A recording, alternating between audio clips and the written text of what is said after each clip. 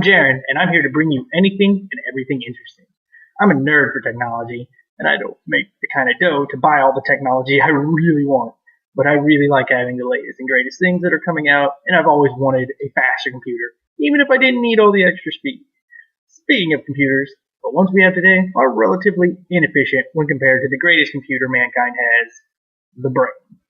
When a computer performs a task, it is basically performing the action with the processor, but the processor can't store memory, so it has to send what it wrote to its temporary memory, and if it wants to stay there forever, it's got to make another trip to the hard drive. This doesn't take long, seconds really, if that.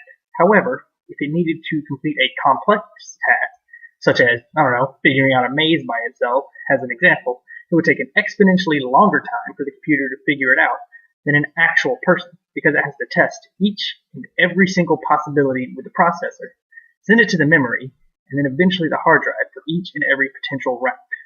Now, there are ways to solve them with simple programs, but it's still inefficient and wastes valuable energy that the computer can be using elsewhere.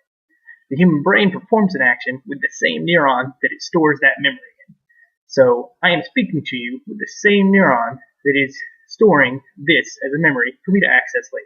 No need to move it to a hard drive and then back again if I want to look at it. I mean, getting further into the brain science, it's eventually going to move around, and there's a lot going on up there. But I'm talking about computers today, so I'll save that for another time.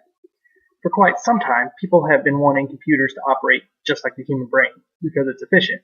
However, with the way technology was when computers came about, there was no feasible way to accomplish this. There have been some breakthroughs recently in the development of MemoComputing. They have created 3 new computer parts that will make it similar to the brain.